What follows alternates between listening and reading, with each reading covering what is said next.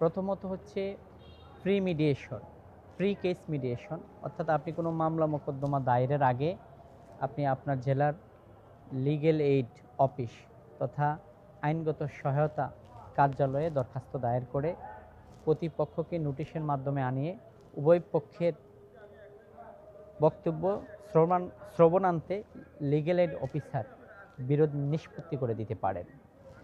দ্বিতীয়ত হচ্ছে আপনি যদি কোর্ট কাছারিতে শরণাপন্ন হন, উপযুক্ত আদালতে দ্বারস্থ হওয়ার পরে জন্য যদি আপনি ইচ্ছা পোষণ করেন, সেক্ষেত্রে আপনার মালিকানা বা আপনি যে বিষয়ে অভিযোগ দায়ের করতে চান এই সংক্রান্ত বিষয়ে হালনাগাদ কাগজপত্র প্রস্তুত করে তারপরে মামলা মোকদ্দমা করবেন।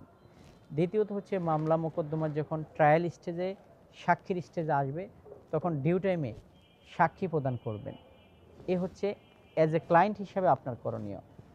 দ্বিতীয়ত হচ্ছে আপনি যে আইনজীবী নিয়োগ করবেন, আইনজীবীর করণীয় হচ্ছে তিনি মামলা দায়ের করার পরে যখন মামলা at the stage of hearing, যখন শুনানির লিস্টে আসবে তখন ডিউ টাইমে তিনি শুনানি করা, তার সাবমিশন কোর্টে প্লেস করা।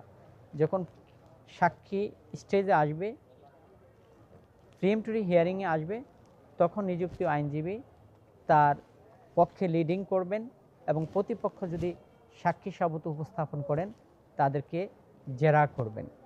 এই প্রক্রিয়া অবলম্বন করলে একটা বিরোধ দ্রুত নিষ্পত্তি তথা মিটিগেট করা যায়।